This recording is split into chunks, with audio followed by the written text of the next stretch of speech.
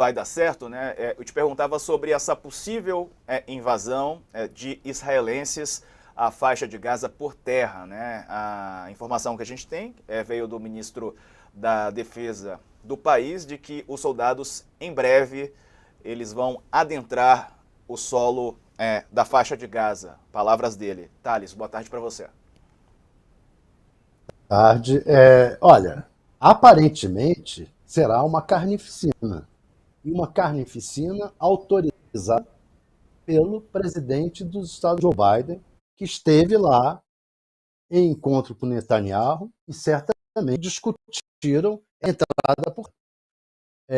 Eu dizia antes que teve aqui no All News, na primeira edição, ontem, uma professora esperando que esse encontro significasse que não haveria essa invasão por terra, mas, é, mas vai haver, segundo foi anunciado aí pelo comandante das tropas. Olha, é um absurdo, e mais absurdo ainda, saber que a comunidade internacional está de braços cruzados. Na prática, está de braços cruzados, e está de braços cruzados por quê? Porque, infelizmente, o grande órgão que temos de negociação dessas coisas dá direito a veto para as grandes potências, as cinco grandes potências, e elas paralisam qualquer decisão. Paralisaram agora os Estados Unidos, e é no cinismo, é de forma porque o mesmo Estados Unidos, que na guerra da Ucrânia fala em direito nacional, defesa dos direitos humanos, tudo isso, em Israel não fala nessas coisas, permite que haja. É inadmissível, é uma situação desesperadora, aquelas É, pessoas lá estão próximas de viver um genocídio, próximos de viver um genocídio, e ninguém pode fazer nada. O Brasil tentou fazer, não conseguiu. É isso, Thales. Bom, ainda sobre a guerra, o Ministério da Saúde da Palestina disse que recebeu ordens de Israel para que hospitais públicos e privados fossem evacuados por risco de serem bombardeados. As autoridades palestinas dizem que os alertas são ameaças. As forças de Israel, que enviaram deliberadamente mensagens ameaçadoras repetidamente às instalações de saúde, sugerem que esses ataques não irão parar, foram o que disseram então integrantes do Ministério no comunicado publicado hoje. Jamil, a gente viu aquele ataque ao hospital, não é? Em que ainda é incerta a autoria. Estados Unidos e Israel dizem que o ataque não partiu das forças israelenses. De qualquer maneira, temos visto que essas estruturas de saúde não estão aí em segurança, né? Estamos vendo imagens aí, inclusive, de profissionais da própria ONU, né, das Nações Unidas, OMS, que têm sido atingidos nesse confronto. Jamil. É verdade, Diego. De fato, nós temos aí muitos ataques a centros médicos em Gaza. Para você ter uma ideia, a OMS apresentou os números hoje aqui.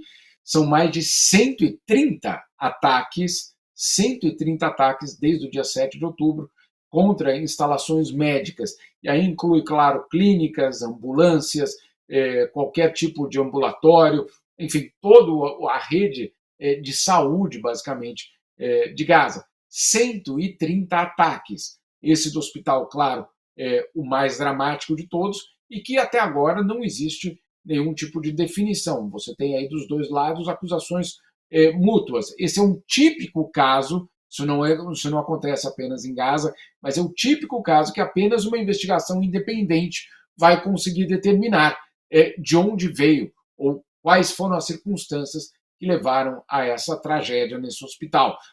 Na Síria, na guerra na Síria, isso foi necessário em alguns momentos, principalmente o uso de armas químicas, e aí era uma acusação mútua muito enfática, de um lado o governo de Assad, apoiado pela Rússia, do outro lado o Ocidente e os rebeldes. Isso nós tivemos também na Ucrânia. Enfim, é um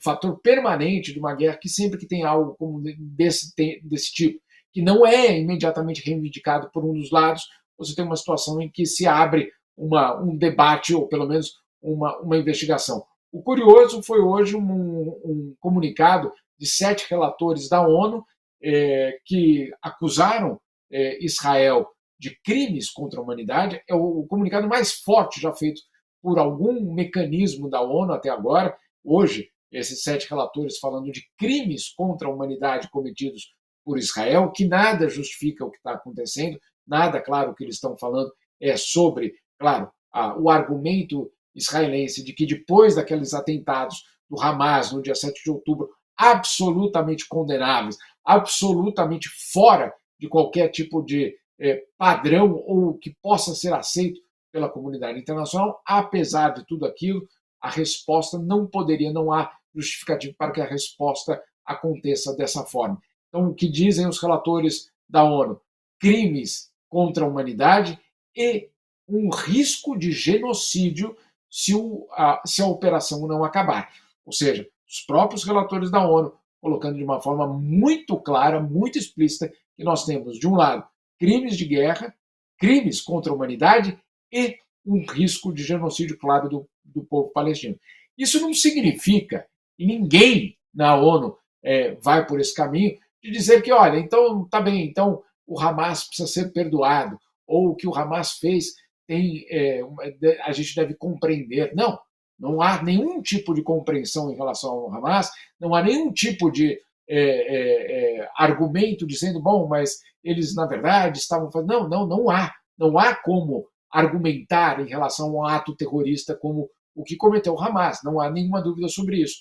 Mas o que esses relatores e o que vem sendo dito de uma forma muito sistemática, inclusive por entidades neutras, é que, claro, o que está acontecendo agora em Gaza é uma violação do direito humanitário internacional, sem dúvida nenhuma.